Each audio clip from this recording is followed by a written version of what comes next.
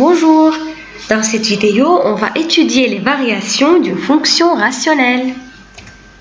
Tout d'abord, regardez le mot rationnel. Ratio signifie rapport ou quotient. Alors une fonction f est dite rationnelle si elle s'écrit sous la forme d'un rapport de deux fonctions polynomiales. Pour cela, pour que f de x ici soit défini, il faut que q de x soit différent de 0. Exemple, f, g et h sont des fonctions rationnelles. Mais ici, dans f, le degré de p de x est égal à celui de q de x est égal à 1. Alors f est homographique. Dans g et h, le degré de p de x est supérieur à celui de q de x. Dans h, le degré de p de x est inférieur à celui de q de x. Car 2 s'écrit 2x exposant 0. Alors ici, le degré est 0, qui est inférieur à 1. Pour cela, g et h sont des fonctions rationnelles quelconques. Commençons l'étude d'une fonction rationnelle quelconque. Premièrement,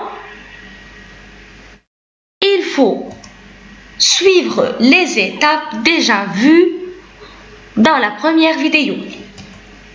On trouve le domaine de définition, on calcule les limites aux bornes ouvertes de ce domaine et on détermine les équations des asymptotes, on calcule la dérivée et on étudie son signe, on dresse le tableau de variation, on cherche les coordonnées de quelques points et on trace la courbe et ses asymptotes. Donc, ici, quel est le domaine? Il y a un trinôme du second degré dans le dénominateur. Donc, on trouve les racines réelles de x carré plus 2x moins 3 qui sont 1 et moins 3. Pour cela, on dit que f est défini si x est différent de 1 et x est différent de moins 3. On écrit le domaine sous forme d'intervalle. On va calculer les limites aux bornes ouvertes de df, ça veut dire lorsque x tend vers moins l'infini et tout ça. Commençons. Lorsque x tend vers moins l'infini, en remplaçant x par moins l'infini, on va avoir une forme indéterminée. Pour cela, on prend le terme qui a le plus haut degré du numérateur, le terme qui a le plus gros degré du dénominateur, on simplifie le x en haut et en bas et on calcule la limite de 1 sur x lorsque x tend vers moins l'infini qui est égal à 0.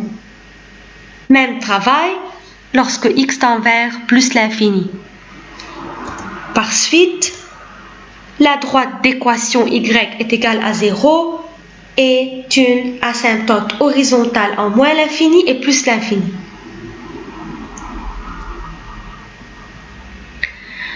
Maintenant, on étudie le signe de x carré plus 2x moins 3 dans un tableau de signes qui va nous aider à calculer les limites.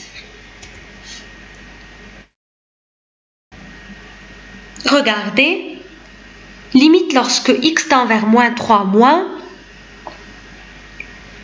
x tend vers moins 3 moins, ça veut dire x s'approche de moins 3 en restant inférieur à moins 3. Ici, x carré plus 2x moins 3 est positive. Alors, on a moins 3 sur 0 plus, qui est égal à moins l'infini. Car x, qui est moins 3, est un nombre commun, négatif, et le dénominateur qui tend vers 0 plus est positif. Lorsque x tend vers moins 3 plus, regardez, moins 3 plus, le dénominateur est négatif, alors il tend vers 0 moins lorsque x tend vers moins 3 plus. Donc, un nombre négatif sur 0 moins est égal à plus l'infini. Par suite, la droite d'équation x est égale à moins 3 est une asymptote verticale à la courbe C de f. Même travail, lorsque x tend vers 1 moins, regardez, 1 moins, le dénominateur tend vers 0 moins, vers 1 plus, le dénominateur tend vers 0 plus. On trouve alors les limites. Donc, x est égal à 1 et l'équation de l'asymptote verticale AC. La dérivée, on applique la règle de dérivation correspondante ici, u'v moins v'u sur v carré. On obtient ça.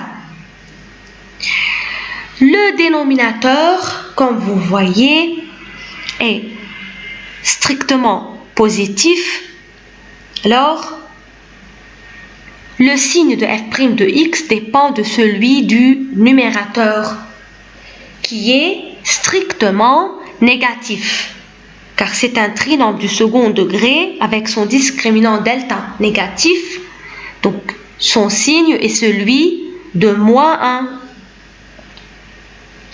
Donc, f' de x est strictement négative pour tout x appartenant à des f. Par suite, f est strictement décroissante sur son domaine. On dresse le tableau de variation. On a mis ici les valeurs de x pour lesquelles f est définie. Vous remarquez que f' de x ne s'annule pas. Donc, il n'y a pas ici, on ne met rien.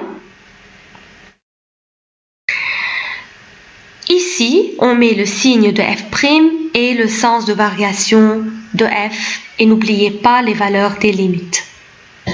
À la fin, on trouve les coordonnées de quelques points et on trace la courbe. Pour tracer la courbe, premièrement, on trace les asymptotes. Il y a deux verticales. Il y a une déjà tracée car c'est l'axe x', elle est horizontale. On place les points particuliers, on les relie. Comme vous voyez. Et on a déjà alors tracé la courbe.